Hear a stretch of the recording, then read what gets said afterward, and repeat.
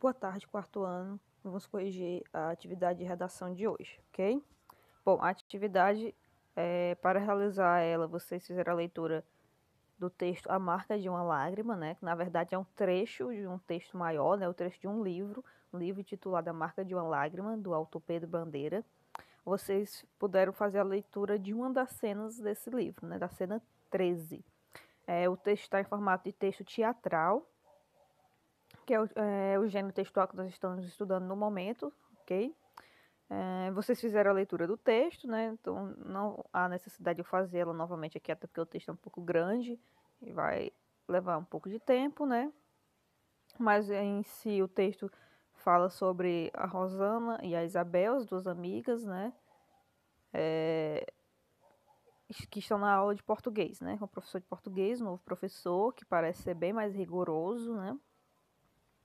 E elas acabam se envolvendo na situação de escrever um poema. E a Isabel acaba escrevendo um poema que não agrada o professor, certo? Então vamos lá, né? Fazer a leitura das questões agora. Esse aqui vai um pouco. Aqui estamos nós. Vamos lá. Quem são os personagens desse trecho teatral? Então, quem são os personagens que aparecem nesse trecho do livro A Marca de uma Lágrima? As duas amigas, né? Rosana e Isabel, e o professor de português. Esses são os três personagens que aparecem e importam nessa cena, na cena 13 do livro A Marca de uma Lágrima. Questão 2. Explique a função das reticências entre colchetes que aparecem no texto. Alguns de vocês me mandaram mensagem perguntando sobre isso, que é muito bom, certo? É muito bom quando o aluno entra em contato, pergunta, isso ajuda muito no aprendizado. E eu relembrei para vocês que eu já havia explicado o uso das reticências em alguns textos anteriormente, mas vamos de novo, né? Sempre bom relembrar. Então, qual é a função das reticências entre colchetes que aparecem no texto? As reticências indicam que este texto é um fragmento de um texto maior. Para quem está com dúvida, né, as reticências são os três pontinhos que aparecem aqui no final. E 10, só para Deus.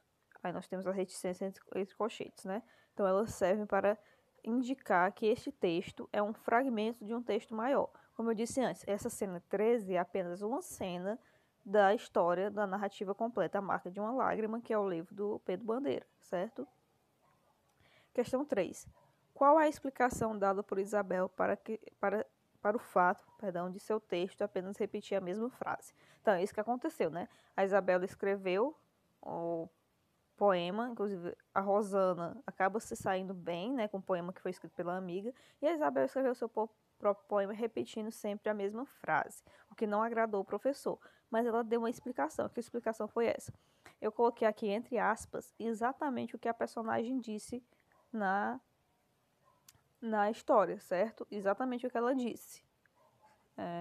Não precisa nem colocar de outra forma, não. Se você copiar do texto, já está correta a sua resposta. É um poema concreto, professor. Assim como uma pedra é uma pedra, do Carlos Drummond de Andrade.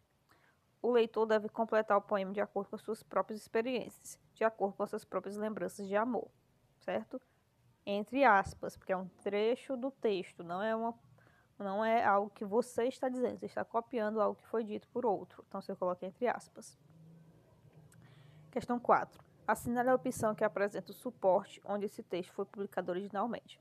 Suporte é onde o texto foi publicado, uma revista, um livro, um folheto, um outdoor, um cartaz, isso tudo é suporte.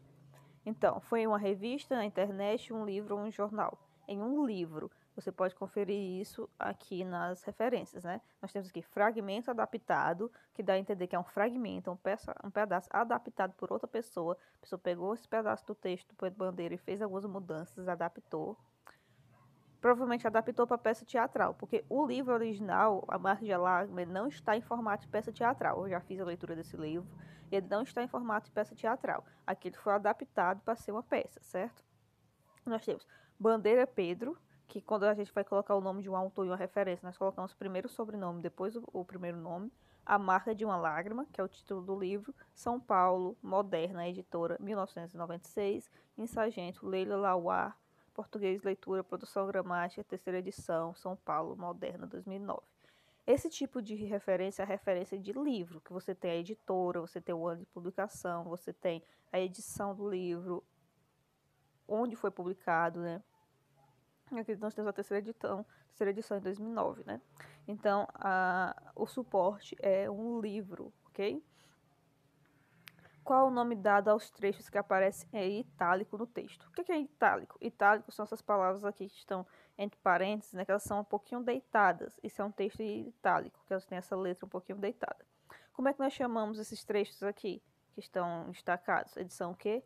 As rúbricas, certo? Que são as marcações cênicas. Por exemplo, aqui. Nada, professor.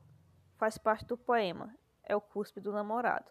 Gargalhada geral. O olhar controlador do professor, desta vez, não funciona. O professor, surpreso, não consegue transmitir sua autoridade. Esse trecho, entre parênteses, está indicando o que está acontecendo na cena, além das falas. A Isabel fala, a fala dela, né? E nesse momento, todo mundo que está em volta vai gargalhar, os outros atores, né, que estão na cena vão gargalhar. O professor vai tentar usar o seu olhar controlador, não vai conseguir, e ele vai se mostrar surpreso porque a sua autoridade não está funcionando, certo? Então, está indicando o que está acontecendo em cena, ok? Então, isso são as rúbricas, né, as indicações cênicas, que é a resposta à questão 5. Então, tá aqui, gente, todas as respostas, coloca aqui. Caso vocês queiram tirar print, né, para ficar mais fácil de corrigir a atividade de vocês.